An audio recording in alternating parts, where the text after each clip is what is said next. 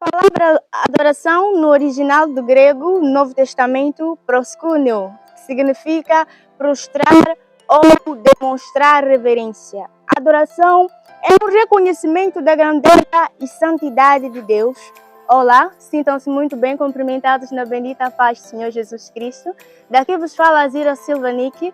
Hoje, com o Fórum Adoração Gospel, nós iremos falar de um chamado para uma vida de intimidade com Deus. E hoje nós vamos profundamente mergulhar no significado verdadeira adoração, porque muitas vezes nós pensamos que a adoração é só meramente música. Não.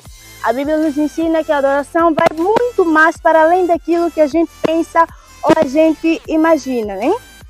Vamos juntos explorar o significado de ser um verdadeiro adorador. Círculo-chave. A palavra do Senhor diz em João 23 a 24, mas a hora vem e agora é, em que os verdadeiros adoradores adorarão o Pai em espírito e em verdade, porque o Pai procura que assim o adorem. O que é adoração e como que uma adoração pode impactar na nossa vida? A adoração, como nós bem acabamos aqui, porém, de dizer, é o reconhecimento da grandeza e santidade de Deus, da excelência divina.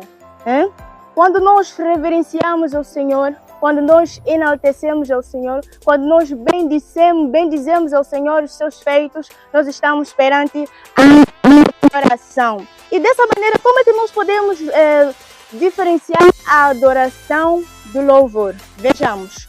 Louvor expressa gratidão e exalta as obras de Deus. Assim diz a palavra do Senhor em Salmos 150.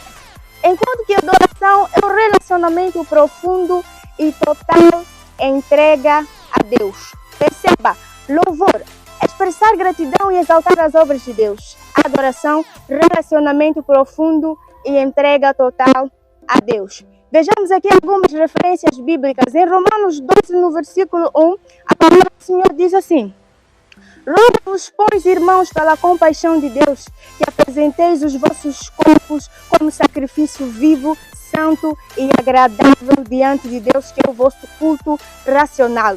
E em Êxodo 20, no versículo 3 a 5, a palavra do Senhor vem falar mais adiante, que o Senhor disse assim: não adorem outros deuses, adorem somente a mim. Deus exige exclusividade na adoração. Por quê?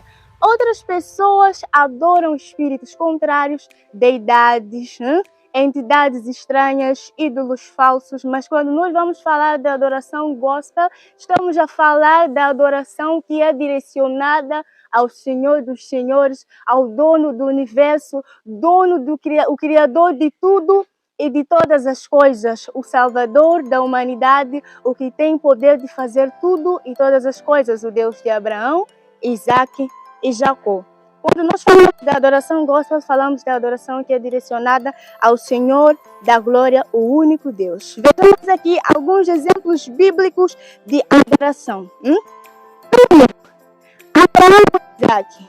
Adoração como obediência. Em Gênesis 22, no versículo 5, vejamos. Abraão chama o seu ato de sacrifício de adoração. Veja, quando nós falamos que a adoração não é simplesmente música, a adoração não é simplesmente você cantar, porque até existe uma diferença entre cantar e adorar.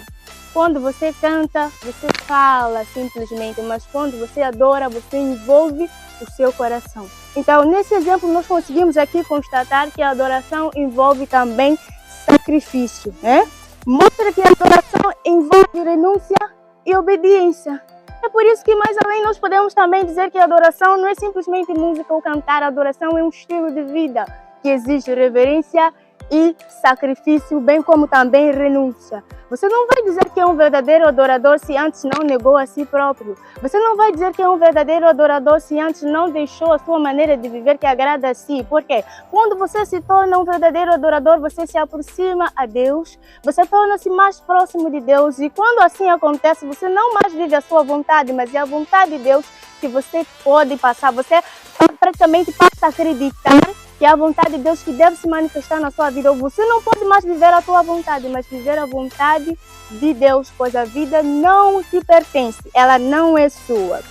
No exemplo 2, vejamos, Davi, um coração de adorador.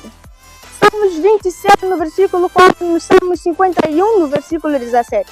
Davi não era perfeito, mas tinha um coração inclinado à adoração. O que esse versículo nos ensina? O que essa palavra vem nos ensinar exatamente? Deus busca um coração quebrantado. Deus busca um coração quebrantado, não perfeição. Por quê? Já é sabido que nós somos imperfeitos, mas com isso não significa que nós temos que generalizar o pecado e passar a viver de uma maneira desleixada, porque não, Deus entende que nós somos pecadores. Não é dessa maneira, porque tal coisa revela que você está a viver na libertinagem. Libertinagem é abusar da liberdade que te foi dada. Então, quando aqui a palavra vem nos dizer que Deus, Ele não busca perfeição, mas um coração quebrantado, um coração humilde. Em outras palavras, coração quebrantado é alguém que sabe reconhecer a grandeza, a excelência, o que Deus é. Alguém que sabe dizer que não, eu não posso sem a presença de Deus. Eu não posso sem Deus. Eu não posso caminhar se não for por Ele, se não for pelo Espírito dEle. Então,